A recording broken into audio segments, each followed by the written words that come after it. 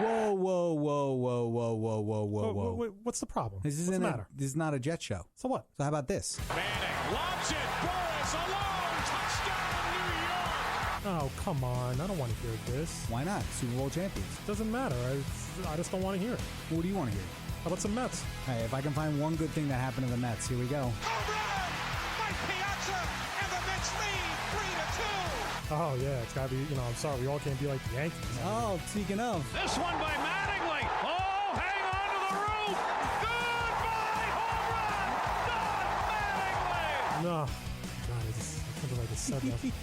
All right, well, listen. How about a little Nets? If I have to. Kid, the jumper to win it. He got it. I can't take it. I can't take it anymore. It's been a second. I can't take it. How about some Knicks? Oh, yeah, big spenders. Can't win a playoff. Fair enough. Houston pops out up top, down the lane, running jumper, off the front rim, and in. I guess we should talk a little hockey, no? People even watch hockey anymore? They watch the Rangers. Well, if you have the Rangers, you gotta have some balance. Yeah, no, they didn't have a YouTube in the 80s. All right, let's get the show started. Here we are, Polar Opposites. Hello and welcome to the Polar Opposites podcast on polaropposites.podbean.com. We are live right now on Spreaker.com as well. You can follow us on Twitter at PolarOpposites1 and also anywhere else. Did I miss anything? And iTunes. We're also on iTunes. I'm Matt Stevens. Alongside me, as always, is Craig Moffitt. And Craig. I was going to say, and in your hearts. Oh, well, yes. Always in your hearts and in your minds. Maddie, it is draft week. It is. It's very It is exciting. finally here. 2 days away, Thursday night, round one. Which brings us to our favorite day. Which is tomorrow, the Mayock draft. Well, the Mayock draft is my second favorite day. It might be your first favorite day. My second favorite day is when they come out with the draft grades a day after the draft. No, they do it now right after the pick. Oh, is it If right? you watch like Pete Prisco, So F? like if you look at Pete Prisco, it's Okay. like as soon as a pick is made, he goes, "I give Mitch Trubisky a C." Yeah. And then but what are you basing it on? All the guy did was walk out and get a hat. It's ludicrous. Anyway, so we're gonna start. We're gonna do some local stuff. We're gonna do Yankees, Mets, Giants, and Jets. We're gonna talk a little hockey probably if we have some time. See, I told you, man. Stop. I mean, for fuck's sake, Stop. you have to start listening to me. Stop. You people have to start listening to me. Stop. It's over. Stop. The Rangers Just are stop. winning the cup. It's over. Just stop. And how the hell did they get Ottawa in the second round instead of Washington? Well, or listen, Pittsburgh? that's your ridiculous sport doing some ludicrous freaking bracket. The Rangers were the instead first of, wild card. instead of actually doing it 1, 8, 2, 7. That's what I was saying. The NHL's always got to be different, and that's why nobody watches. All right, nobody. Some people watch, but very few. Well, now the funny part is that the Rangers have won 2 in a row at Madison Square Garden, so all the demons are gone. Yeah, they're all Everyone gone. forgets the fucking 8-game losing streak they were on from last postseason and the postseason before that. We're going to cover a lot of the MLB tidbits in closing time, do some Mad Bum and some of the other stuff that's going on there.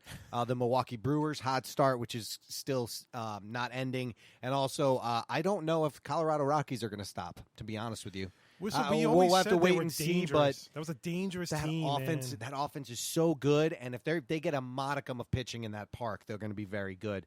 We are going to start with the Mets, though, because, well, listen, I mean, look, it's funny, but you hear, if you live in New York City like we do, well, you live on Long Island, but you know what, it's the same thing.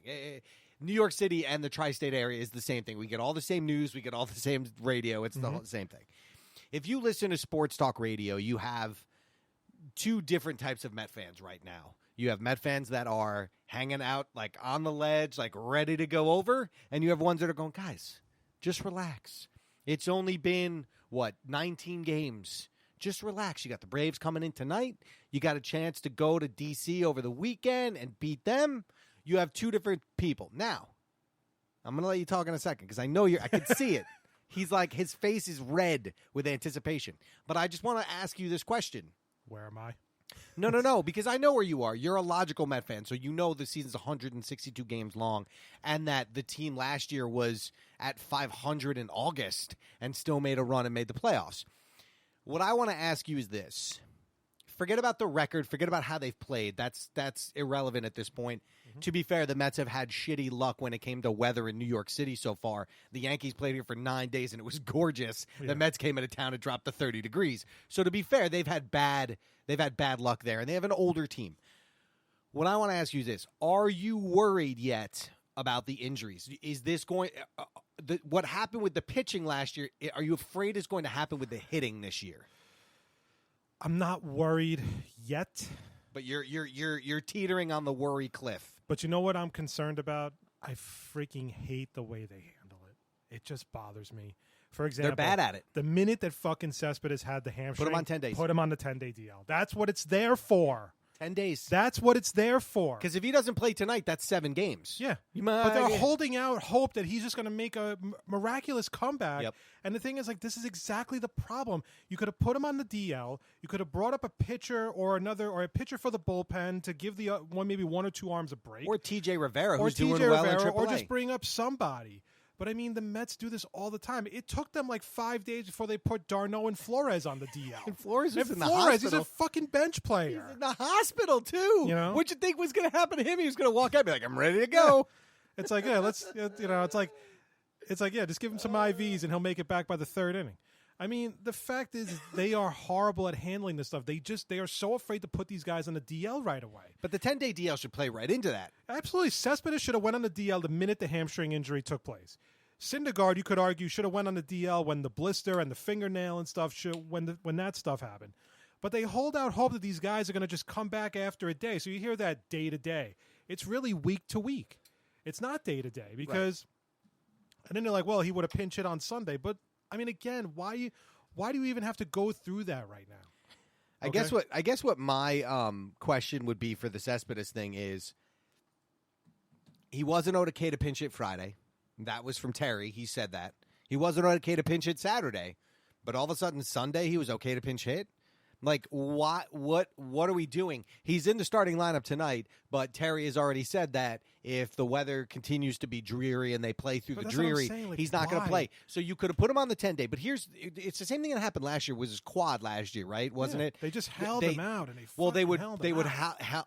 hold him out for 5 games, then they play him for 3. And then he'd get hurt and he'd have to sit a day. But instead of just letting it get better, and what better time for this to happen than the first month of the season? If he misses 10 games right now on the 10-day DL, first of all, the Mets are going to have a huge problem when he comes back anyway because Conforto's got to play every day. Conforto has to play. But that's the thing right now. But think about it. You could just put him on the DL right now. Conforto plays every day and then you cross that bridge when you get to it when Cespedes comes back. It's future Terry's problem, not current Terry's problem. So and right now your outfield doesn't miss a thing because Jay Bruce is playing fine. He's hitting well.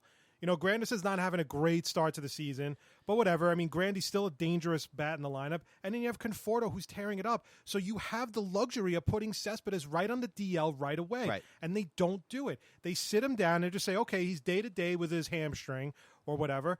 And then he doesn't play this day. He doesn't play the next day. He doesn't play the day after that. And then all you hear is, well, he was available to pinch hit. Well, what the fuck good is that going to do me right now? Unless maybe it's like 3-2. But the Mets it's just the way they handle these things is absurd. Oh, it's absolutely and absurd. They used to do the same thing with Jose Reyes when he would tweak a hamstring or something. They used to do the same thing. Now, on the field, as far as the field goes, look, the Mets have played bad, okay? They've played bad, and it's not like they've been getting beat because, like they're just not hitting. Their defense has been bad. I mean, Conforto's been good and a couple other guys, but Reyes has been brutal. I mean, that pop-up he dropped is brutal. And here's the thing. If he doesn't turn it around, I give him this week. Oh, yeah, and then you got to bench him. Then you got to bench him. Because if I'm going to get Flores back, I'd rather play Flores every day at third base. Or, I mean, I don't know when or if Wright's ever coming back.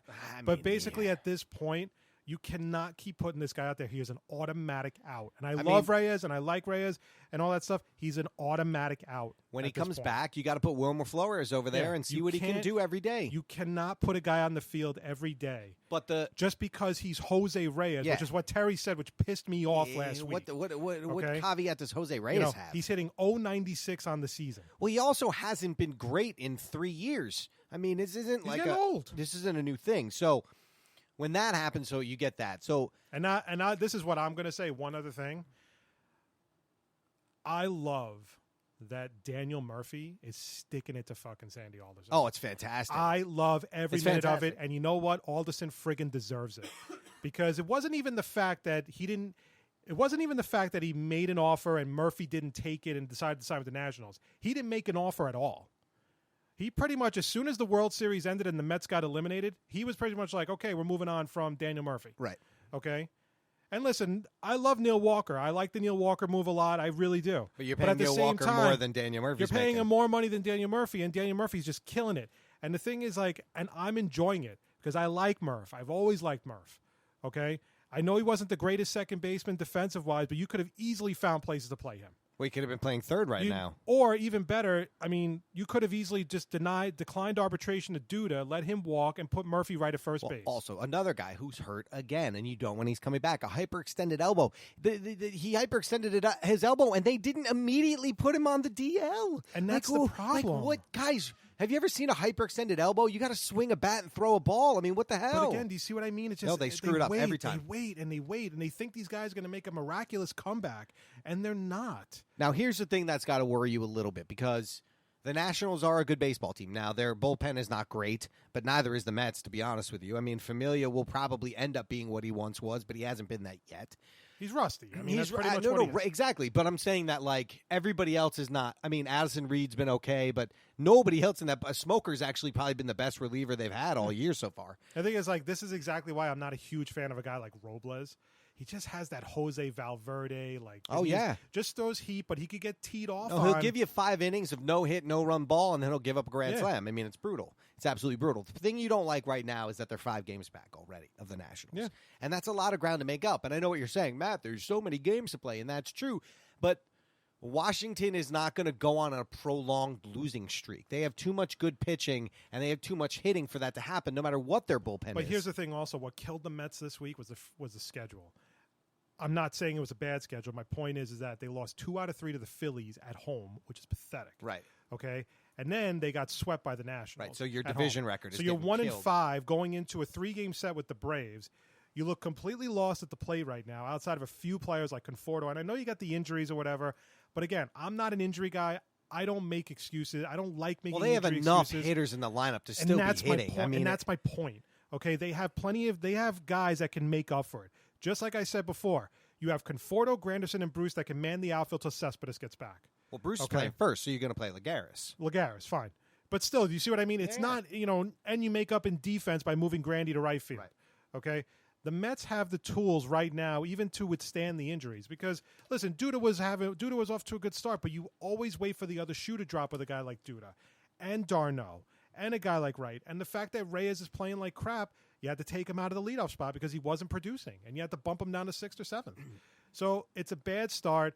I don't like the fact they're losing against bad teams too. That's bothering me because they can't beat the Marlins, even though the Marlins right now are what 10-8 or 10-7. Yeah. All right, 10-8. You still lost a lot of games to the Marlins, and you still lost a lot of games to the Phillies. I mean, you can't lose 2 out of 3 of the Phillies at home. Now, the bright side. There's one. Yes. All of the Met pitchers in their last start went into the 7th inning. Terry allowed them to go into the 7th inning. Even some pitching 105 pitches. Oh my God. And they all pitched well. Now, I know, listen, I get it. Wheeler gave up the grand slam. I get it. But, like, that happens in first innings to pitchers that are good pitchers. There used to be pitchers that the old Yankees in the late 90s and early 2000s used to play where they were great pitchers. And the book on them, like Pedro Martinez, the book on Pedro Martinez was simple. You get him early. If you can get him early, you can win. But if you get to the 2nd inning, you're screwed. Say goodbye. You're not scoring any runs. And listen. And he had a great outing except for the one pitch he threw to Murphy. Well, the funny thing is, like, DeGrom. And it wasn't a bad pitch. It wasn't a terrible pitch. DeGrom had that Carlos Martinez outing. Yes. 6 walks, 10 Yep. strikeouts, kind Yep. of similar to what Martinez had against the Yankees. Syndergaard's pitched very well. I've been very pleased. Harvey's actually Harvey pitched pretty was good, well. yep. Because the thing is, Harvey's not more reliant on his fastball Right. anymore. He used He's to be pitching. very over-reliant on his fastball. He's pitching the way a good pitcher is, and it's working his other pitches. And granted, he doesn't have to strike out 10 guys a game anymore, but he's getting through 6, 7 innings with really minimal, Right. minimal, errors and, mistakes and all that stuff. So that might be the good thing. But right now, am I concerned? Right now, the fact the Mets are 5 games behind Washington just is not good.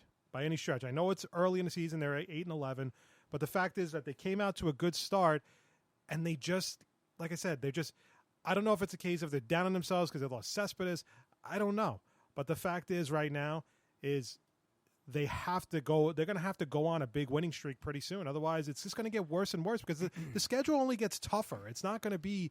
You're not going to get all these cakewalk games against Philly and Atlanta to start the season. Now, look, we all agree that Philly is not going to last. They're 9-9 right now, and I know they took 2 out of 3 from the Mets, but I think we'll see their true colors coming forward. Atlanta's 6-12. You don't have to worry about them. And Miami, until they show me otherwise, I assume is going to crap the bed at some point during the season.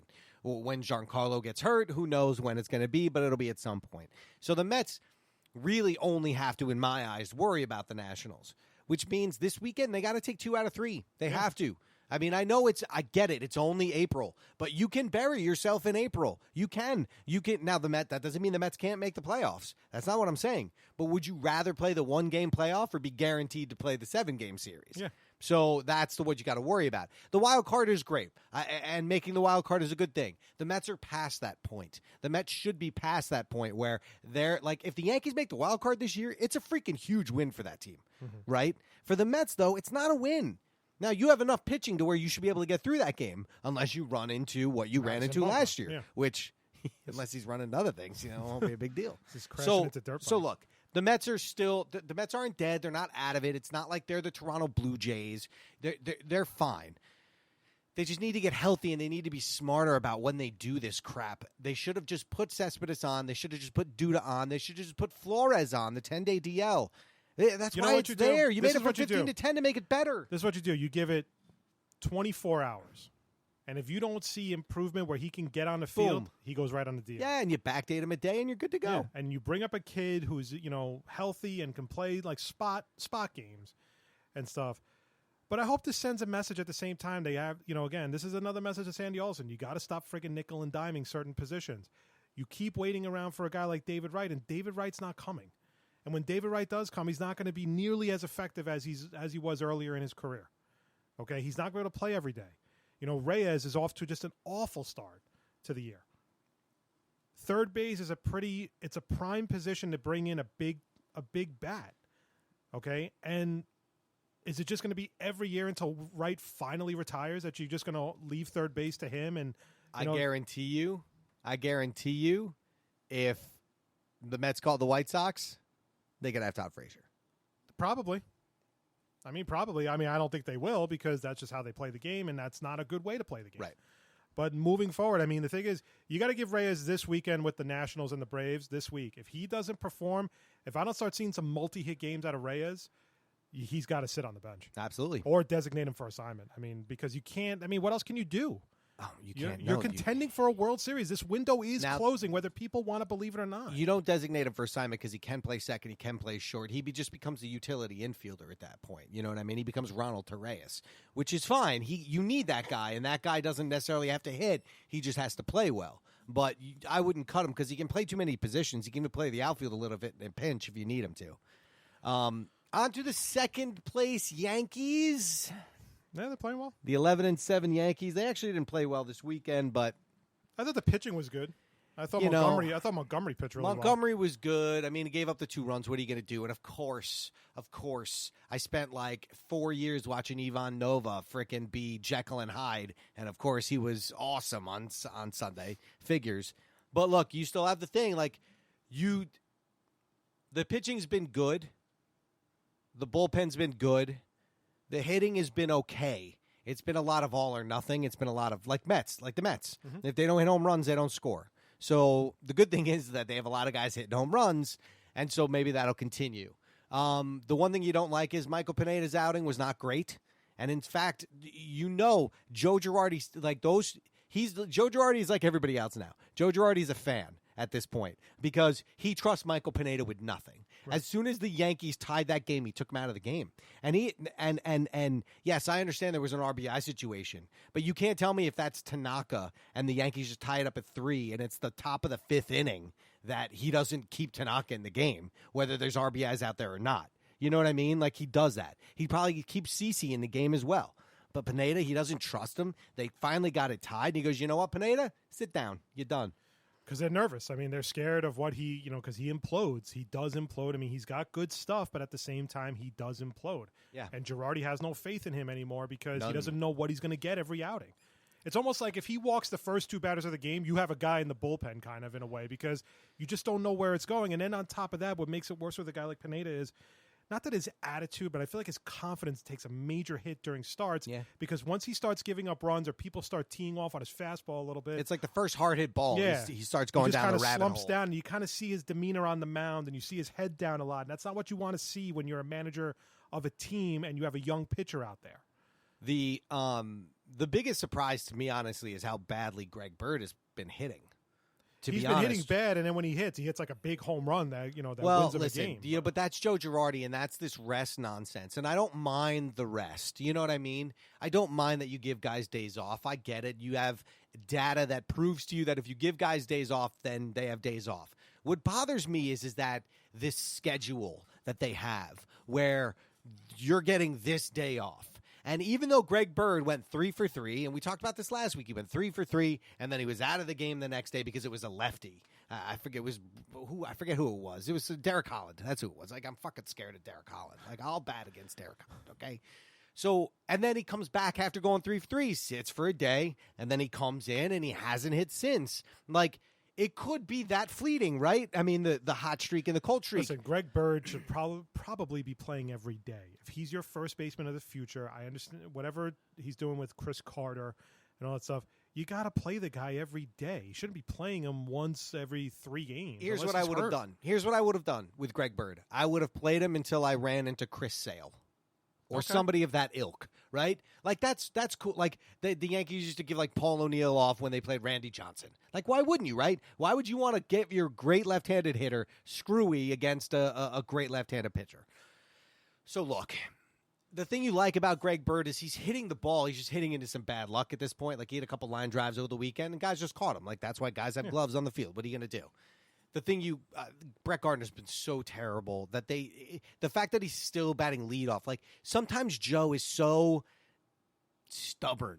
Like Jacoby Ellsbury's hitting. He's hitting. Like he's hitting really well. So put him first, move Brett Gardner down to like 8th or 9th, and let Judge bat cleanup when you're in the National League parks. And when you're American League parks, of course, you have Holiday doing it. Mm-hmm. So, but no, he can't do that. Gardner's got to be leadoff. We're going to move Ellsbury all over the place. Gardner's batting like 110.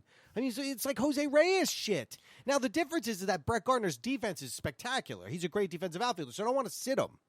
And I also don't want to put Aaron Hicks in for him because Aaron Hicks hasn't done enough. Aaron Hicks is the Michael Pineda of outfielders. Yeah, because he hits 2 home runs and everybody goes crazy. Yeah. And he doesn't do anything the I mean, rest of the time. guys, he hit a home run because it skidded off the top of the wall above the 314 sign.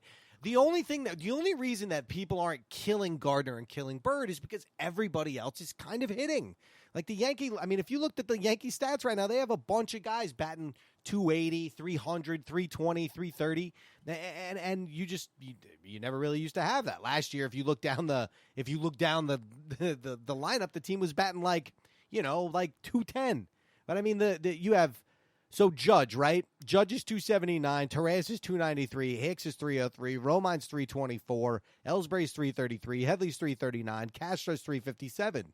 And then you have Bird at 104 and Brett Gardner at 182. Man, Chris Carter's hitting better than Brett Gardner. And he had a monster home run the other day. Well, that's why they signed him, too. I mean, listen, I do agree with you in many ways. It is kind of a feast or famine type of offense because they just either hit homers or they don't do much. And, but it's a good thing. It's not necessarily it's not necessarily a bad thing. You just, eventually what's going to happen is the power is going to go out for a little while. Well, it is. But the other thing you got to remember, guys, is that, yes, Austin Romine's batting 324 and Ronald Torres is batting 293. But they're not Gary Sanchez and Didi Gregorius. Like this Yankee team right now is 11-7 without those two guys. Like that's pretty good. And the guys that have filled in for them have been excellent. They've been excellent. And you think the offense will elongate, the lineup will elongate when those two guys come back. Because when those two guys come back, I mean, you might have Greg Bird and Jacoby Ellsbury or Brett Gardner batting 8th and 9th. Mm-hmm. I mean, that's how crazy that lineup could be. So I'm not worried about it because they're scoring enough runs and their bullpen's really good. Their bullpen's very good. I mean, it just is. The starting pitching. I like the opposite of the Mets. You know what I mean? Like the Yankees starting pitching has been good, but how long does it last? Yeah. And that's really the key right there. They get off tonight, so that means they've had 2 off days in a row. But you know someone's going to get a fucking rest on Friday because, it's time to rest somebody. I told you last week you get the Friday series, off. man. That's the Orioles series. Yeah, I mean, I don't like that the game got rained. I mean, you don't want to play in bad weather, so I don't like that the game got rained out because they're playing it as a part of a doubleheader on July 16th, I believe they said, which is going to be, so of course, because it's Yankees-Red Sox, so it has to be on Sunday Night fucking Baseball. So they're going to play a game at 1, and then they're going to play the game at 8 and do a day-night. And I'm sure the Yankees have to play 7 o'clock the next day. So they're going to play a fucking doubleheader with the second game starts at 8 o'clock. They're going to get out of there at midnight because no Yankee-Red Sox game goes less than 4 hours. They're going to get into their new city at whatever a.m., and then they're going to have to play again at 7 o'clock tonight. But tell me you're for the safety of the players, guys. Please, explain to me how you're for the safety of the players. Yeah, but if they win, you won't say shit. So would it really matter? It will matter because it's not necessarily... Now, it would suck if they had to play a day game. Right, but it's not necessarily those games, right? It's not necessarily the game or two after that. It's the long-term effect of that. Okay. Like the Mets in the 16-inning game. Like the effect wasn't – it was felt 3 days later when the bullpen was super gassed. You know what I mean? That sort of thing. But look, right now, if you're a Yankee fan, you're ecstatic as hell because nobody thought this was going to happen this way. Nobody. I don't care who you are. And if you did think you were going to be this way, you're a freaking homer, and I don't want to hear from you anyway because you're an idiot, okay? Because the Yankees never gave you a sign that this was going to happen. There are Met fans and Yankee fans that are already planning the parade as soon as they win the division. Oh, it's fantastic. Or as soon as they go, like, they're in first place after April. There are the Met fans in the middle where they're happy and optimistic, but at the same time, they know it could all end, and they're the people who are just like, season's over. Right. So for me, look, the Yankees are playing really well to start. This is a big week for them. Boston on the road, then they have a home series with the Orioles. So it's, pretty much at this point. And listen, right now, the AL East is exactly what I expect it to be, although the only difference is I kind of expected Toronto and Tampa to flip-flop. Yeah. Okay. But, Baltimore's in first. The Yankees are a couple of games back, and Boston is tied with the Yankees pretty much. With one, Yankees have one less loss. Tampa's actually played pretty well, 1 game under 500 right now, and the Blue Jays are still kind of... They're just not going to have enough hitting. Tampa's just not going to have enough hitting. They're not going to have a lot of anything because although they're pitching, Archer's been good to start the season, their pitching in general is not great. And he was not great yesterday. So, and their hitting is fine, but, again, I think when you're still employing, you have Brad Miller as your cleanup hitter. I mean, it's not a great thing. So, I mean, he's not a bad hitter, but he's not a cleanup hitter, pretty much. Right. So, and as for Toronto, it's just, pretty much... They're done. You think they're done already? They're done. They're 6 games out. They would have to jump every one of those teams. Mm-hmm. I mean, here's the thing. Unless they pull up, a couple years ago, they win like 22 in a row or something like that? They'd have to win. They have to go on at least an 8-game winning streak right now just to get back into it. But the problem is while they're doing that, the Yankees, Red Sox, and Baltimore would have to go on an 8-game losing streak. So it depends on what the teams do in front of you. Yeah. And I just don't see now. The Yankees I could absolutely see going into a prolonged losing streak because their starting pitching could crap the bed. But I don't think that Boston or Baltimore, the teams, they're too good for them to go on a prolonged winning streak. Plus you have Sale, and with Baltimore just finds ways to win, whether they get 1 inning from their starting pitcher or 8. So I wouldn't worry about them. But listen, as far as the Yankees and Mets go right now, it's optimism and pessimism all in the same breath for both teams because the Yankees are sort of waiting. Yankee fans are sort of waiting to see if this is true or a mirage, and the Met fans are hoping that this is a mirage. You see, for me, the thing with the Mets is you asked before, like there are the Met fans here and the Met fans there, and I'm in the middle. And what my opinion on the Mets is plain and simple. I'm mad that they're off to a bad start. Because I think a lot of those games were winnable.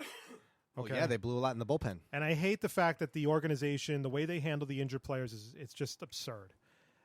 But at the same time, I'm only 20 games into the season, so I can't really be freaking out right now. Yeah, of course not. You can. Okay. To be honest, I don't really really start getting into baseball till you get to June, like when it starts like getting into the meat of the season, and pretty much everything is done, like what hockey's done and basketball's done. Football is just getting, football doesn't start again to the end of July. So all you have is baseball. Right. So in that sense, that's when I really get into the season at that point. I start, whether I'm going to games, whether I'm watching them on TV or whatever, but again, right now, so I can't get too worried about the Mets being off to a bad start, but I am bothered by the fact that it's not like they don't have the pieces. You can put the guys on the DL and just play who you have and bring up healthy bodies until those guys come back. Give them time to come back. But instead, they just keep playing this game with Cespedes where it's just, okay, it's day to day. And then, but if it's raining, he's not going to play. You're wasting a valuable roster spot at that point. Can't do that. Especially when you're competing against teams like the Nationals and the teams like the Marlins in your division. So I'm in the middle pretty much. I'm not happy they're off to a bad start. The injuries have played a little bit of a role. I'm not going crazy with that. But at the same time, I just think that they just need to handle things better, plain and simple. The Derek Jeter. Yes, I heard he won Miami Marlins. I heard he officially won the bid. What? Stupid. You NFL Network. Stupid. For the, it's was it Jeb Bush? Jeb.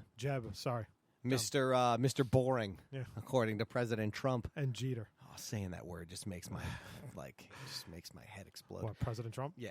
We have to do another Matt diatribe. Maybe. It's really they're good. They're really good. Maybe. I have requests. Okay. I don't know who they're from, but I'm almost certain there are people out there that just want to hear. Fair enough. 2 minutes of your. So listen, you have Don Mattingly coaching, and you have Derek Jeter as one of the owners. That's pretty the Yankees South. Oh, baby. You're listening to the Polar Opposites podcast. Check us out as always at polaropposites.podbean.com, iTunes, and we are currently live on Spreaker.com. If you want to check us out, just type in Spreaker.com and put in Polar Opposites, and we should be coming up right away. Matty, draft time. Yeah, let's do some draft. Do you want to do the local teams first and then go into the rest, or do you want to do everything first and then do the local teams last? Let's do everything first and then the local teams last. Okay, so there's been a lot of talk, the past few days. Yes. Because originally, this is why you don't read mock draft. Mock drafts 6 months in advance are more for just like fun. You don't really look that deep into it. This is the one. Well, no. Okay, so these are the ones. What I'm saying. Now, if you really want the true mock draft, you tune in tomorrow to the NFL Network. You watch Mayock's mock draft because it's pretty good. It's pretty on point. Mm-hmm. I don't know exactly how on point it is, but it isn't.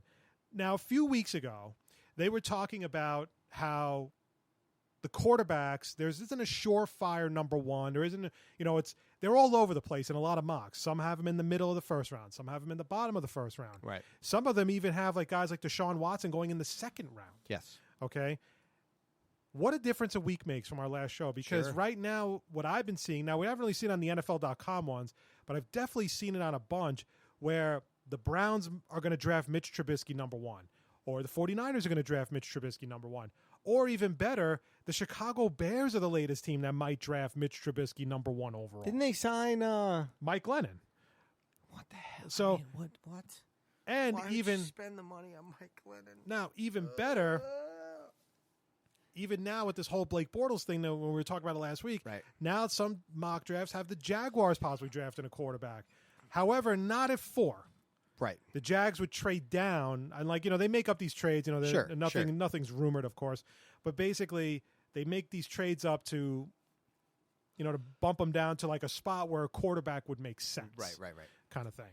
So it's like within a week, Mitch Trubisky went from being a high first rounder, more like in the 8 to 9 or 10 range, to the middle of the first round. Now he's all of a sudden shot up to 2 overall. Yeah. And the thing is, if I'm the Jets right now, and I'm not going to draft Mitch Trubisky or I'm not going to draft a quarterback. Get out of there. The fact is, either if I can get out of 6, I'll get out of 6. I don't know if they're going to be able to because I don't know if teams are. I don't know how eager teams are to trade off. That'll be something that happens last minute. That'll be if Trubisky's there and a bunch of teams are fighting, they'll trade with the Jets. Let the other teams go after these guys because, what we talked about last week, next year's quarterbacks are better, from what I keep reading, than this year's. So at this assuming point, they come out. Yeah. And if the Jets have the number 1 pick, they'll all probably stay in school. Well, right? That's the Peyton Manning way. So, but I'm saying at the end of the day, it's truly mind-boggling how this guy is he's all over the place. And that only leads me to not want to draft him because he's just all over the place. Well, and that's the thing. And if you hear, and here's the thing that should scare you about players, because one guy might be wrong, 2 guys might be wrong, 3 guys might be wrong. But fucking everybody can't be wrong. Okay, and everybody says the same thing about both these quarterbacks. Everybody, from Mike May, from the stupid hair dude on ESPN. What's his Mel Kiper? Yeah. Well, that dude's a douche, man. Have you ever heard that guy talk? That's his life, man. I know, but he's such a condescending schmuck wagon. It's unbelievable. I have something I want you to do before we go to closing time when we finish up the draft part. Okay. but you got to go to YouTube to do it. Okay. But I want to play it but before we do closing time because I found it last week. It's fucking hilarious. It is basically this guy put a video montage of all the horrible Jet picks, of all the horrible Jets draft picks. Okay. Like when they drafted Ken O'Brien over Marino. Right. And yeah, but like 3 built other it up. teams But draft. the thing is, they built up the quarterback thing and then this guy comes on right afterwards, this Jet fan, and he goes, "Well, if the Jets know what they're doing because they must have known something about Marino to not draft him, right?" And Ken O'Brien wasn't a bad quarterback for the Jets. He wasn't Marino though. But we'll put it on at the very end. So basically, right now. And I use the NFL.com because they're the least bonkers. I feel like everybody else just does bonkers stuff to get people to look at their mock drafts and people to talk about them. When you have to do a mock draft every week, that's pretty bad, okay? And it's just because you have nothing else to write about. So you're going to make up scenarios for people to read, Crazy whether they make trades. sense. Like, for example, one guy I'm kind of surprised is shooting up draft boards is Christian McCaffrey. Because Christian McCaffrey, to me, was always a bottom first rounder because, now listen, he has that – there's a lot of things to like about Christian versatility McCaffrey. in this NFL. I just don't versatility. know. I mean, 8th overall, though. Well, but that might be high. But I mean, that doesn't change the fact that he's super versatile. He can play running back. He play not tight end, a slot. He can play wide receiver. I mean, he play all different things. But now there's been stories about, for example, it's been for months. The Browns are going to draft Myles Garrett, 1st overall. Okay, that's been the story for months and months and months leading up to maybe a couple of weeks ago or a week ago. And then you have now a story that came out last week that said that the Browns are 50-50 between Trubisky and Garrett. And now basically Hugh Jackson prefers Garrett, but the upper management, Paul DePodesta, prefers Trubisky. Here's what I'll say. It will be Browns. It'll be typical Browns, by the way, if they draft. Everybody in the world says that they should draft who? They should draft Myles Garrett. Why? Because he's the one can't miss prospect. Maybe Jamal Adams comes in there. Maybe Jamal Adams is second, right? That's what most people say. But so he comes in as one of the only can't miss prospects in the draft, and you're going to pass on him to draft a guy who most people, now look, when they do these mock drafts, they don't do it based on who they think they should take. They base it who on they think they will take. So a lot of these people have these quarterbacks in the first round of these drafts, but they don't think they should be there. If the Browns take Trubisky first, it will be the most Brown-like move that could possibly happen. There is absolutely no reason why the Browns, who are setting up to do a long rebuild, right? They've just been acquiring picks, trying to acquire players. They had like 80% of their roster last year was rookies. I mean, it's nuts. So if you're unsure about Garrett, then trade the first pick away. Trade it away. Go down to 6 or 7. Get another first-round pick for next year. Do But that. here's the thing, though. Okay, Well, what the hell? You don't take Trubisky first. It's literally going to ruin your. It's going to ruin your franchise. stay with Garrett. Okay, 1st overall because he's the safest pick out of everybody. Okay. Plus their defensive Now, pass rush. But here's the thing also. You have the 12th pick in the 1st round. Yeah, trade up. If you really want Trubisky that bad, then worry about don't take him with the 1st overall pick. Just trade up from 12. Right. There was talk last weekend that the Jets and Browns were talking trade, where the Jets would move down to 12. The Browns would move to 6. The Jets would get a 2nd-round pick from the Browns.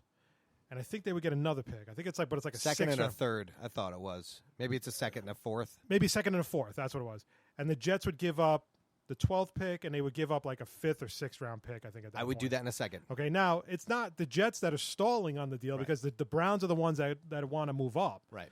So it's really a case of now the Browns have 2 second-round picks. They have 33, which is the first one, and I think the other one's like 52 or 53.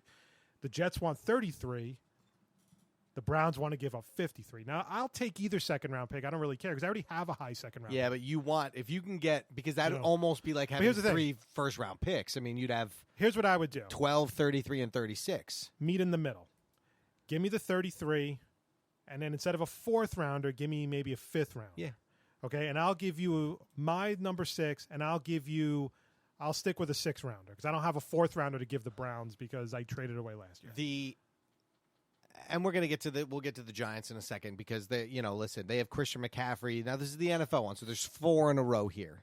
If you're the Jets and you don't do that trade, then those guys should be fired in a second. That would be a great trade. Well, I think for the McCagnon Jets. wants to trade. Right, down. it's the Browns that are stalling. So you had a couple guys with the diluted samples. Is that in closing time or no? No. So you have a couple guys that have diluted samples. They came out and said, I was throwing up, I was sick, I was dehydrated, so I pumped myself full of water, which caused the diluted samples. They go into the drug program, but if nothing happens in 90 days, their record is expunged and they start from scratch. I don't think it's going to affect the kid from Alabama. I don't think it's going to affect the kid from Michigan. It might affect Peppers just a little bit more, because there's a history apparently with him and the people he used to hang out with in Jersey and yada yada. Well, the thing is also Foster's had a rough lead up to the draft. Yeah, it's been bad because he got sent home from the combine for arguing with a medic. Then it was this. Now he had the diluted sample too. I don't necessarily think it means he goes out of the first round. But I definitely think his draft stock's going to take a bit of a hit. I don't think it is. I really don't. Because last year, remember, last year's first round pick, number 1 pick was supposed to be Laramie Tunsil. And then that gas mask video came out, and it fell to the middle of the first round. Listen. It depends on how people perceive it. I get it, but as we know with Ray Rice, video is always worse than not, right? So there's no video of Reuben Foster, and technically he didn't fail. Now, he didn't test positive for any drugs. He tested for a diluted sample, which is a red flag for a drug positive test. Now, here's what I'm going to say too, though.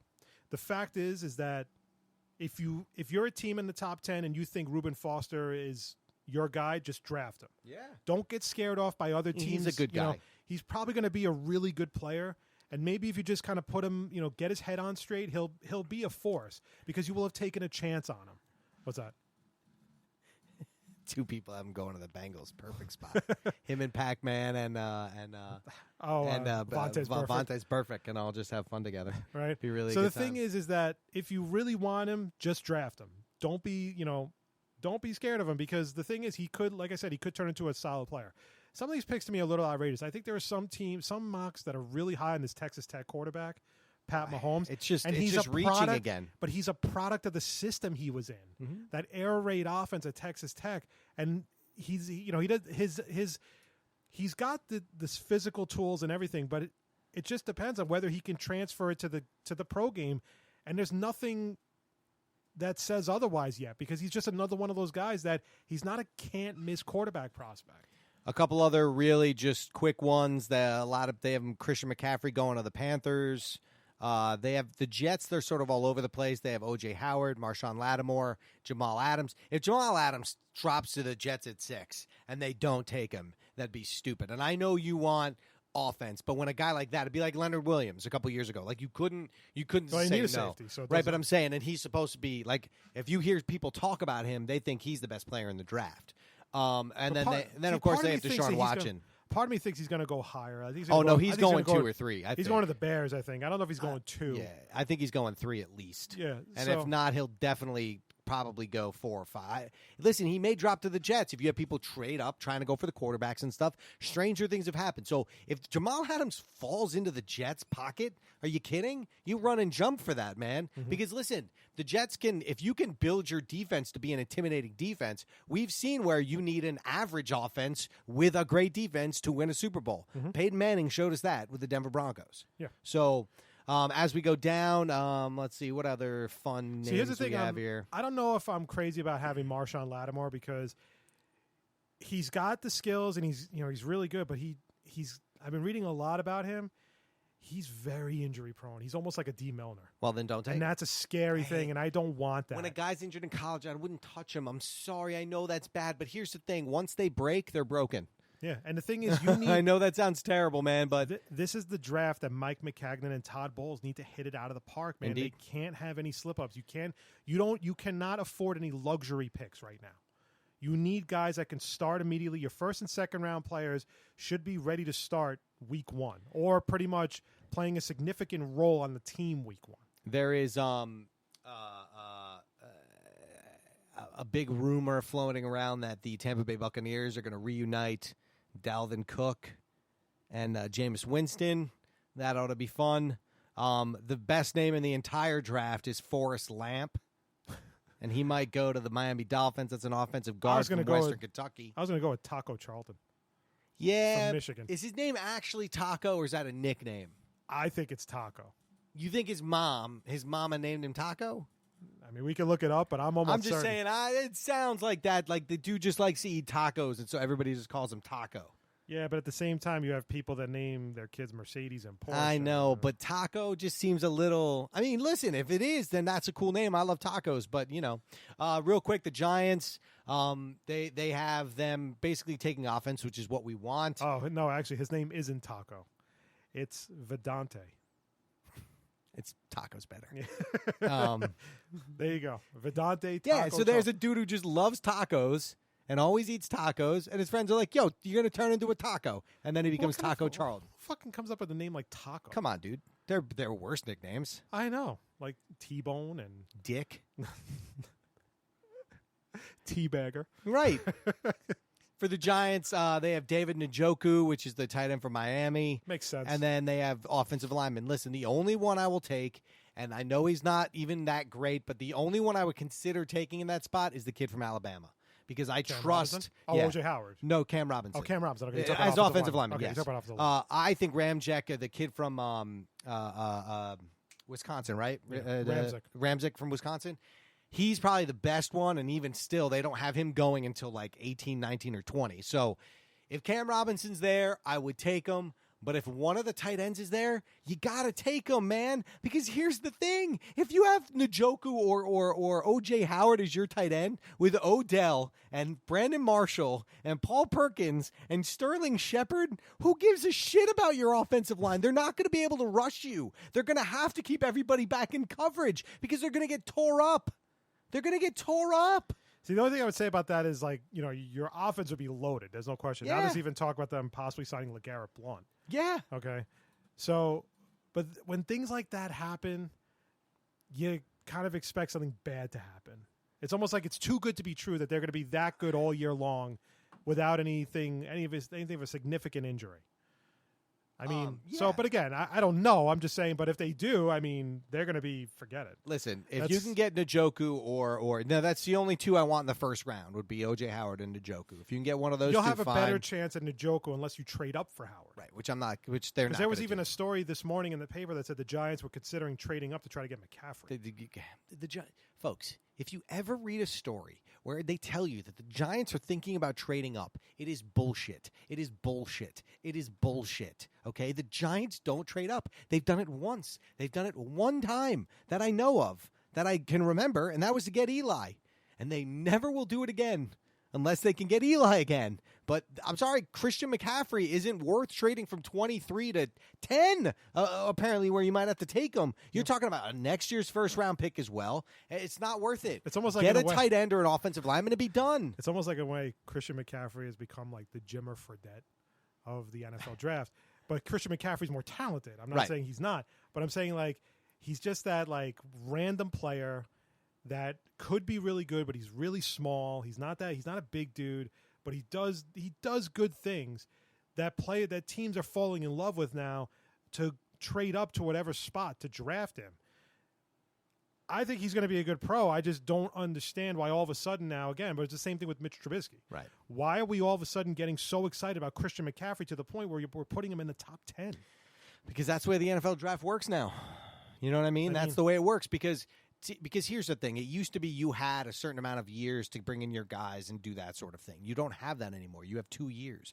And so you reach for playmakers because you think they're going to help you immediately. And yes, they might to a certain extent, but if you don't have a good offensive line and a good defensive line, it's not going to matter, right? Just talk to Blake Bortles. He has great offensive weapons, but he doesn't have an offensive line, so he's running for his life. Look at Eli Manning. He has great offensive weapons. And last year he threw the ball away like a million times just because he didn't want to get killed and not just hit. Like he would have gotten killed on some of those plays. Now here's what I expect.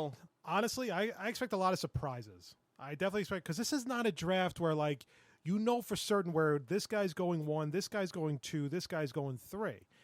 There's many different mock drafts that put guys in many different positions. And that's what's going to be fun about watching this draft on Thursday, at least the first round, because, guys I don't even know if Garrett is a sure thing right now because you don't know what the hell the Browns are thinking. Right. I mean, that's the sad part. He should be the number 1 overall pick because, if anything, they need a pass rusher just as much as they need a quarterback. I will say, though, he's kind of a little baby because he, like, Reminds a little bit of Alonzo Ball. With like Booger McFarland said about him on ESPN that he wasn't, No, Sapp did. Was it Sapp? No, Booger McFarland said the same thing, basically. And then he wouldn't go on the show. Right. Right? Like, come on, dude. Like, be a man. Be a man and go confront him and say, no, I disagree with you. I'm not that way. I didn't do this. I didn't do that. You know what I mean? Like, but instead you cry and run away. Man, that just makes you look like a bitch. So here's what we're going to do. Yeah. Really quick. All right, there's a couple of other things. Yeah. Just read today that the Bengals are looking for a first-round pick for A.J. McCarron. Never would give a never, ever. I'm not even sure if I would give a second round. Let me rephrase that. I would give, like, if I'm the Saints and you're looking for a guy to take over for Breeze and you want to trade the 32nd pick for A.J. McCarron, I might consider doing that, but I wouldn't. You would have to give me something else. Okay. It would be A.J. McCarron and like a 4th round pick, and I'll give you 32. What else is going on? Niners are actually talking about taking Trubisky, but also talk about trading out of the which is the smartest thing for them to do. They need too many things. They should do what the Browns are doing: trade out, get a bunch of picks. This is a deep draft. It may not be great in certain positions, but it's a very deep drafted defensive backfield, defensive line, and tight end. And guess what? They need those things. So do that. Looks like at this point the Malcolm Butler trade talks with the Saints are dead. The Saints don't want to give up the 32nd pick in the draft. So either way, I mean, listen, Malcolm Butler would be a really... Wasn't that the Patriots pick that they got for Brandon Cooks? And why didn't they just trade fucking Brandon Cooks for Malcolm Butler? They did. I don't know why. They just didn't. Right? Am I wrong? Could have been a money thing. Could you imagine if they anyway. Could have been a money thing. So then that's pretty much that. So here's what we're going to do. Who should the Giants draft, and who do you think they will draft? They should draft a tight end because I don't think the offensive linemen are so good that they're going to necessarily help you. Like, there's no guy who's going to take Flowers off left tackle. And if you don't have that guy, then get one of the athletic tight ends and help Eli that way. You know what I mean? Like, a guy who can block but also catch and run fast. I think no matter what, unless all the tight ends are gone at that point and all the offensive linemen, they're taking an offensive player. If for some reason all the linemen they like are gone and all the tight ends are gone, they'll take a D tackle. Who do you want? I would like one of the tight ends. Okay. I don't care which one. I think they're both very good. I think Njoku's probably not as good as Howard, but that's negligible when you talk about the NFL, especially when the quarterback throwing you the ball. As for me, yeah, you know who I want. I've said it at least on three different shows. I want a playmaker for the offense. I want Leonard Fournette because I think he will do. See, wouldn't you rather have the kid from Clemson? Who, Watson? No, the wide receiver. Mike Williams? Yeah. I wouldn't mind him. I would take him. I mean, they need receivers too. I mean, they need to get younger. I just feel like you can get value at running back later. Now, if they trade down, I don't know. Williams he's another guy who's kind of all over the place because some have him in the top of the draft. Some of those catches he makes is unbelievable, you man. Know, he's good. I like him. I want Leonard Fournette personally. That's who I want as my back. I really think the guy's a playmaker. I think he'll take a lot of pressure off whoever's quarterback in the team and so forth. Who do I think they will draft? They don't have the stones to draft Fournette. I'm going to say that right now. They don't have the stones to draft him at 6. My guess is they're going to play it safe and go defense. And they're going to take, if Jamal Adams falls to them at 6, I think they'll definitely take Jamal Adams. I'm thinking it's going to be either Malik Hooker from Ohio State or Marshawn Lattimore. And I will not be happy if they draft Lattimore because the injuries are a concern. Well, because he may never play. You've already gone through that. Real quickly. Yeah. I'm going to give you a player. You tell me where they go. Go. Just pick a team. I don't care where they're. Okay. Watson.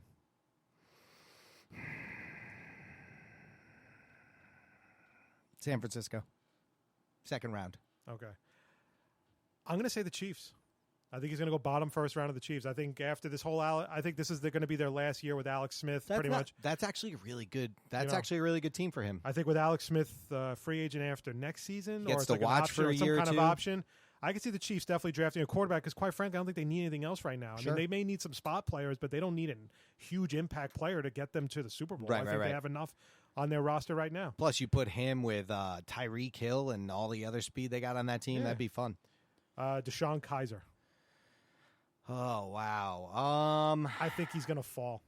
I'm convinced he's going to fall. I would not be shocked if the Giants drafted him in like the 4th or 5th round. I don't know if he'll fall that far. If he doesn't fall that far, I could see him going to Houston maybe.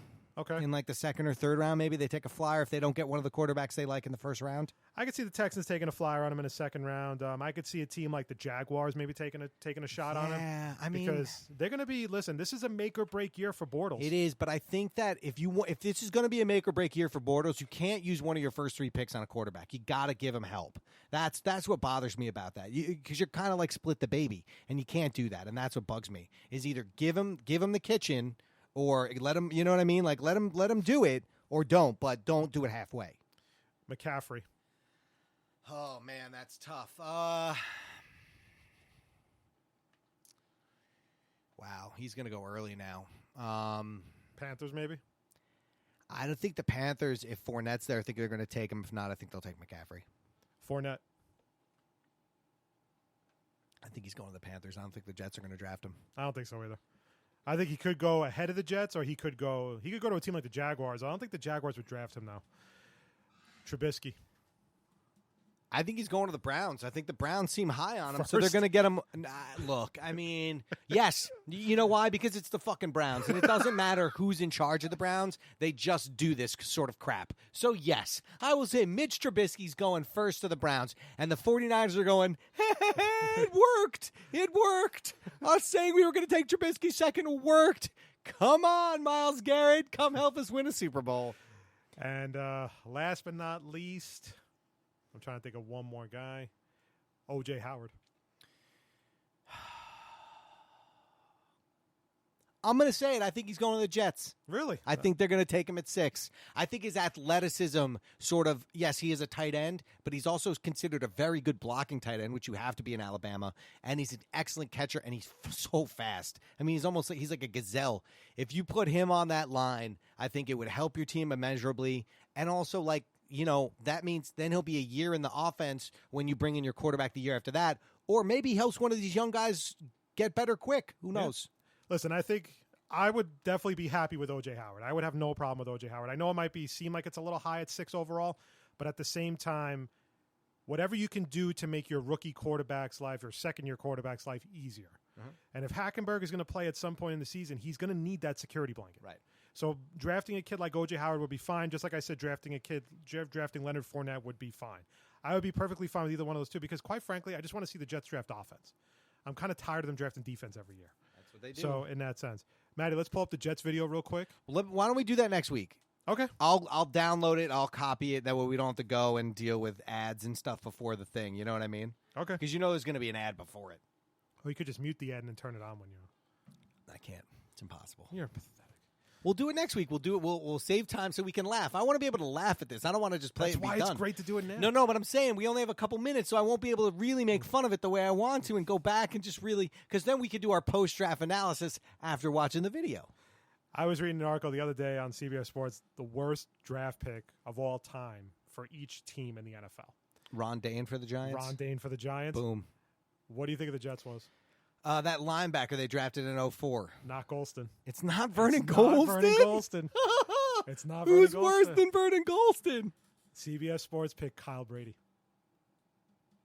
Was Kyle Brady that bad for the Jets? He was like a non-factor, I mean, for a first-round pick. They could have had J.J. Stokes in that draft, and I think the year they drafted Warren Sapp, I forgot who they drafted that year, but it was bad. It was The pretty, Jets have had some terrible drafts. yeah, it was just bad. brutal. I can't remember who they drafted for instead of Warren Sapp. It's going to drive me crazy, too, because everybody was chanting, "We want Sapp." It was like Radio City was like, whatever Jeff. What year was that? I don't remember. It was it's gonna drive me fucking Hold crazy. on. And I gotta figure it out. But basically it was like all you hear is like people chanting, "We want Sapp, we want Sapp," and then it turns out that, you know, they drafted I cannot remember. The 1995 NFL draft. Kijana Carter went first to the Bengals. Let's see if I can find the whole thing, and then we'll get to closing time. It was Kijana Carter, Tony Baselli, Steve McNair, Michael Westbrook, Kerry Collins, Kevin Carter, Mike Mamula. The Jets drafted Kyle Brady. Oh, that was the Kyle Brady year. Okay, I thought that was the J.J. Stokes. Oh, It was. J.J. Stokes went next to the 49ers. Because that was when Then Sapp, Derek Alexander, and then Sapp went 12th. to the Tampa Bay Buccaneers. Yeah. Man, Cincinnati wishes they could do that over again, don't they? Kajana Carter, remember that? Ugh. Oh, Penn State screwed the entire NFL that year. Well, no, there was one where they did. Like the Chicago Bears had some real good ones, like Curtis Enos and Cade McNown and everything. There was some bad one. There was definitely some bad ones over the years. So listen, this is a fun time for the draft, of course, and basically, let's hope that. I don't know. I just want an impact player at this point. But the draft is always fun to watch, and well, we'll talk about it, I guess, next week. We'll give our reviews. But Maddie, it's time to bring this show home. Let's do a little closing time.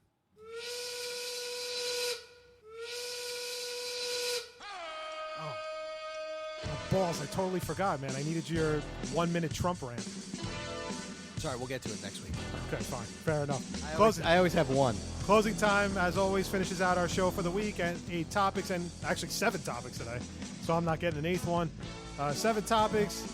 Anything goes. All opinions legal. All opinions matter. Right, Maddie? No. They do. No. Don't even fucking start. They do. Oh, they don't. Okay?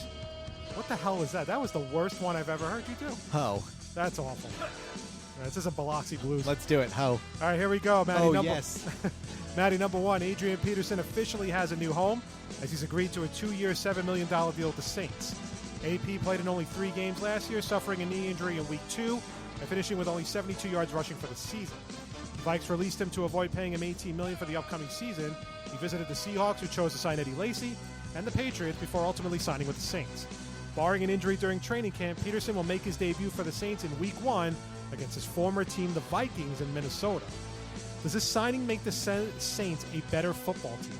If he plays, but how many games is he going to play before he hurts his knee again or something like that? I mean, Adrian Peters has become a guy who plays 3 games a season. Mm-hmm. So if he plays 12 games for them, then yes, the Saints will be better. The problem is that they're in the same division as the Panthers and the Falcons and the Buccaneers. So is it going to make them better enough to be better than those teams? No, it's certainly not going to do that. No, I don't think he will make them better. I think they'll be exactly the same. I think losing Brandon Cooks was a big loss for them. I think that Kobe Fleener hasn't really been that safety net that Breeze wanted in a tight end like he had with Jimmy Graham, and even a guy like Ben Watson 2 years ago when Ben Watson was a tight end. The Saints are not really a running football team to me. They're a very pass-happy team. And to be honest, I mean, I can only think the reason why Peterson signed with them was because nobody wanted him. And they gave him $7 million, yeah, right? because remember from a few weeks ago when he did that whole letter thing saying, I'm going to wait, I'm going to take my time, I'm not going to, do anything, and this is what happens. So no, I don't necessarily think he'll make them better. I think he'll probably maybe provide a little spark, but I think Ingram will get most of the carries anyway. Well, it's going to be one of those things where when he's in the game, you're just going to assume run, right? Yeah. I mean, that's going to be... I think the Saints will still be a team. I think they'll still be a last-place team because the NFC South has just gotten better over the past couple of years. Number 2, the Patriots have officially signed Mike Gillislee after the Bills refused... Gillislee? For fuck's sake, man. What do you mean? Look at that name. Watch enough NFL Red Zone. Gillislee. What the hell kind of name is that? I may need to start cutting and pasting all your spelling mistakes. Is that Polish? What's going on here? I don't know. I'm kidding. I don't really care. Mike Gillislee, after the Bills refused to match the offer sheet the running back signed earlier this month. Gillislee gets a 2-year deal worth $6.4 million from the defending Super Bowl champs and provides the Pats with yet another dangerous weapon to their offensive arsenal. It's a bit surprising Buffalo decided not to match the offer for Gillislee, who was one of their best offensive players last season, rushing for 577 yards and 8 touchdowns. Despite the solid production, the Bills only gave Gillislee a $1.79 million tender rather than a second-round tender, which would have been close to $3 million and would have cost the Pats a second-round pick. Instead, the Bills, as they always do, will receive a 5th-round pick for losing Gillislee. Did the Bills undervalue Mike Gillislee? How many fucking times are you going to put the word Gillislee in there? He can't, son of a bitch. This is what I do, man. Yeah. I have to find ways to stump you. Yeah. It's that simple. Yeah. The answer is yes, they did undervalue him because the reason is because they don't have any offensive weapons right now. The fact is they let 2 wide receivers go, including Marquise Goodwin and Robert Woods. They have 1 running back in LaShawn McCoy. Sammy Watkins is always hurt. And Charles Clay is not really that great of a tight end offensively. So losing a guy like Gillislee in many ways takes the pressure off a guy McCoy, and now McCoy's going to get more carries. Now, this time asks the question, are the Bills looking at a running back in the first round on Thursday? Maybe they're looking for a guy like McCaffrey. I don't think they're going to trade up for Fournette, but if he fell to them at 10, I think they would consider taking him. I would think so. So in that sense, maybe there's a method to their madness. But the fact is, right now, you literally have no great weapons on this team outside of an injured Sammy Watkins and LaShawn McCoy. So in some sense, yeah, I think they did undervalue him, and I think they should have tried to keep him around, or at least give him that second-round tender to get a higher draft pick back for him. As the Browns do, so do the Bills. It's why they haven't made the playoffs in like 400 billion years. They're bad at these things. They're bad at them. And when the guy in your division is the best at them, when another guy in your division is the best at these sort of things, wouldn't you want to you're screwed. Like as soon as you saw the Patriots were interested, why were you like, yes, match? That should be the first sign indicator that you undervalued this guy. The Patriots were willing to give him $6 million. They're not willing to pay almost anybody, but they were willing to give it to this guy, and so that should have been the first sign indicator that you should have re-signed him. You're bad. You're just bad at this. And guess who's going to be bad again this year? The Buffalo Bills, because that's what they do. They're bad. And what do we say about the Patriots? We never second-guess a decision they make because it's always turned out well. Super Bowl champs. They're winning again. It's very rare. Number 3, Giants pitcher Madison Bumgarner will miss an undisclosed amount of time after he suffered a shoulder injury in a dirt bike accident in Colorado. The injury occurred during an off day for the team before they began a series with the Rockies. Bumgarner did not give a specific time he would return, but could miss anywhere from a few weeks to a few months. He apologized to his teammates, saying this was definitely not the most responsible decision. No shit. Did Bumgarner just kill his team's chances for the postseason in April? Yes. Now, their chances weren't great to begin with because they got off to a bad start, and the Rockies and the Dodgers have gotten off to good starts. The only way they can, they're a wild card team right now. Their only goal, right, and their only goal is to get into that wild card. So they're going to have to go on one of their runs. They do have the players to do it, but let's be fair. I mean, they're not done, but they're kind of done, especially if he's out 8 weeks. Because then because that's the thing. Is it 8 weeks until he starts throwing pitches? Is it 8 weeks, or does he start throwing pitches in 4 weeks? And he can pitch in 8. You know what I mean? Like, we don't know what that timetable is. So, yes, they're done. What bothers me about this story is, again, this is another player during the season getting involved in some kind of activity that could really hurt his chances of playing a full season for his team. Always in forever. Okay? Your team is pretty much in the season just started. We're not even to May yet. And this guy's already out for months because, well, he's done it a million times and he's never fallen off before. Well, he fucking fell off now, and because of that, he definitely hurt his chances of the Giants making the playoffs this year. I guess on the farm, they'd never heard of the thing called the law of averages. Yeah, it's just like, why would you insist when you know that right now you're in a baseball season? Why would you insist on dirt bike riding in Colorado, where the Rocky Mountains and it's all mountains and all that stuff, and risk an injury like that? And you don't even know how long he's going to be out, not to mention he's got to do rehab games, and he's got to do, throwing from 40 yards, and then throwing from 6 blocks away, and then throwing from 10 blocks away. It's just gotten to the point where these players just they don't get it. Nope. They don't understand. And, you kind of wish that teams would be more strict, but they can't. No, it's in their contracts. But then the fucking union fights it. I mean, I don't know what's in his contract, but this stuff is in their contract. They can't go skiing. They can't ride motorcycles. They can't do a lot of things. But it's just like, you gotta, these players have got to stop doing this. They're not going to. It's just absolutely out of control. If somebody but here's the problem. He's won 3 World Series for them. They're not paying him. They're not going to mess with him. You know what I mean? Like, they're going to look the other way. If he hadn't won 3 World Series, he might get cut. If he wasn't Mad Bum, he might get cut and lose the money. Number 4, Brewers first baseman Eric Thames, or Thames. I'll take your word for it. Thames hit 2 more homers last night in the team's 11-7 victory over the Reds, giving him 9 homers in his last 12 games. His streak caught the eye of a few members of the Chicago Cubs, who made a thinly veiled accusation after a game that Thames could be getting help from using PEDs. John Lackey, who Thames homered off of during a recent series, said when asked about Thames, quote, "I mean, really, even the homer hit the other way. I mean, you don't see that happen very often. That's kind of one of those things that makes you scratch your head." Cubs pitching coach Chris Bosio added fuel to the fire during a recent radio interview, saying Thames is, quote, "doing stuff that I haven't seen done for a long time." In your opinion, are the Cubs accusing Thames of using PEDs? Is that really how Chris Bosio? No, it's just when people are little bitches. Just shut your mouth. Well, first of all, yes. I think they are inadvertently accusing him. But at the same time, it's like, why would you even say that, I guess is my question. That's why the new would you thing, even, right? Why would you even say, like, well, it's a real head-scratcher that he hit a homer the other way. No, it isn't. A lot of guys hit home runs the other way. Okay, and Eric Thames was actually a pretty decent, he came from Japan last year, but he was a big home run hitter in Japan. I'm saying, like, it is highly possible that a guy can hit an opposite field home run and not being on PEDs. But, of course, this is the fucking Cubs. And, they won their World Series, so now they're all fucking arrogant, and now they feel like they could just say what they want because they're the Chicago Cubs. And, they broke a 108-year curse, or whatever the hell it is. Kyle Schwarber's doing PEDs. Yeah. But the fact is like, you know what? Maybe he's just a good hitter. Yeah. And maybe, it's okay if you really believe that. Don't fucking say it in an interview. Just say, yeah, he's having a good season. And then when the cameras are not on, you say, he's doping. Also, you don't want people saying that about you, so shut your mouth. Exactly. It's absolutely ridiculous. But again, this is what it is sometimes. Lackey's probably just salty because basically Thames fucking homered off of him. Lackey sucks. All right? But it's just like, get over it. Guys are going to hit home runs off you as a pitcher. That's just what they do. That stupid mole on his face. I just want to rip it off. Number 5, Kristaps Porzingis has reportedly not spoken to anyone in the Knicks organization since the season ended on April 12th.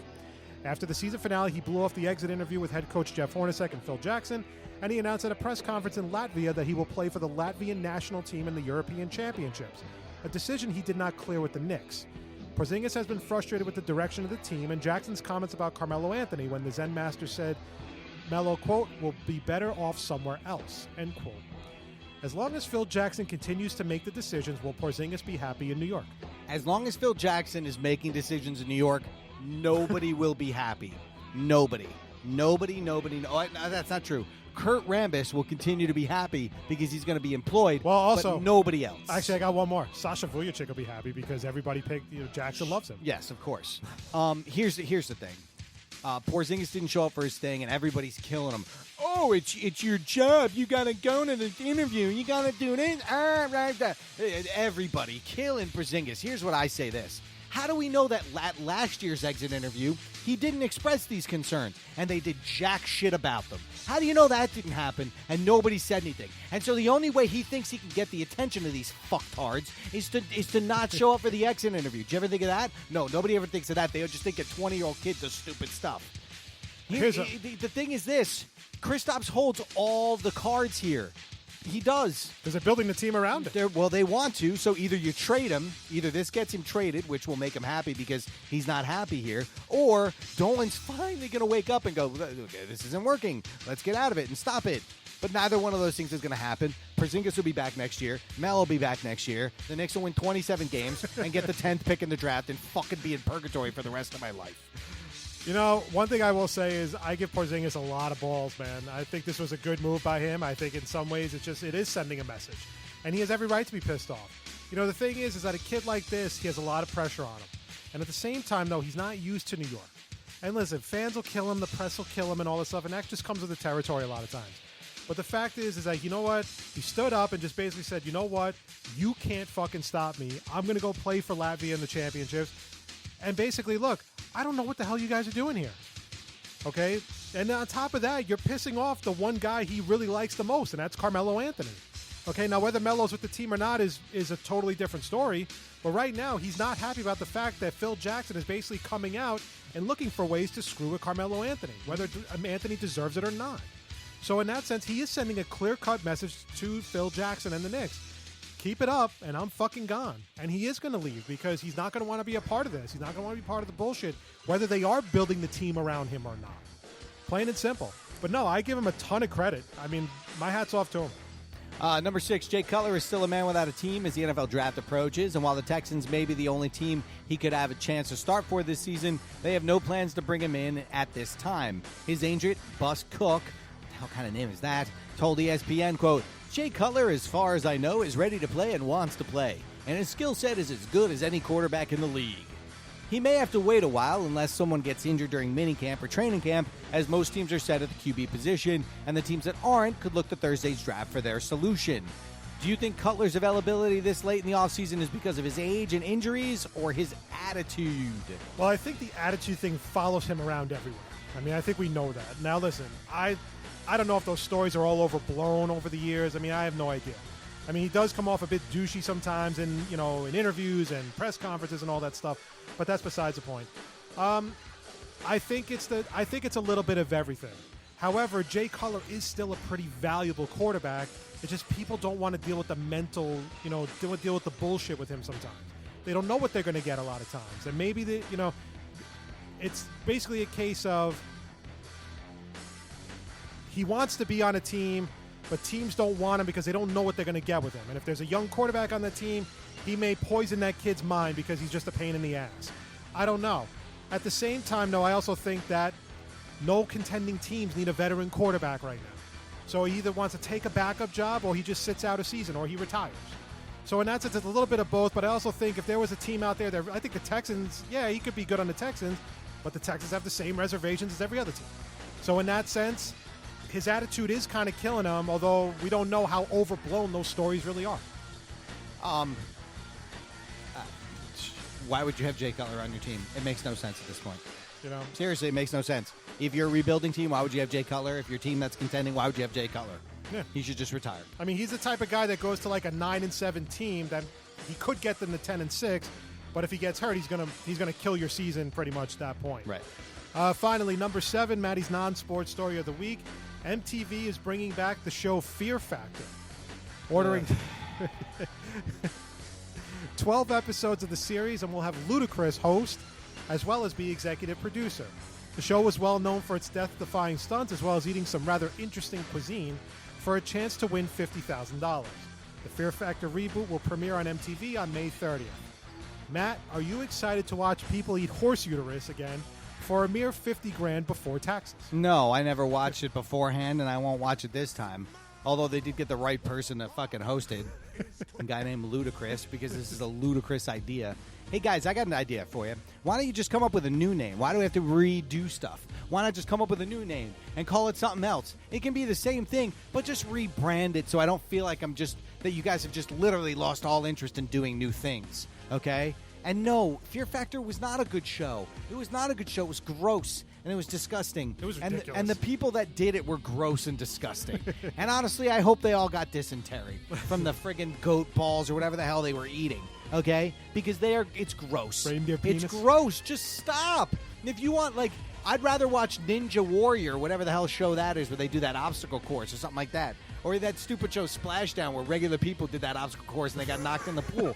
That's funny. Wipeout. Yeah, that was fun. I'll watch that. This stuff is just gross for gross sake, and that's it. The funny thing is when they interviewed, remember when Joe Rogan hosted it, when it was really popular, Joe Rogan basically said the reason why we had to cancel it is because we couldn't figure out anything else for people to eat because they would just, we put the worst shit known to man and put it together, people would eat it, and we just ran out of things for them to do. And there's only Right? for $50,000, people eat weird stuff. That's not where you got me. Where they got me is when they put people in a coffin and filled it with roaches or something. Fuck that. Okay? Seriously, screw that shit. Okay? If you're putting me in a coffin with roaches, you better have a nut. The strain of weed better exist to make me be able to sit through that.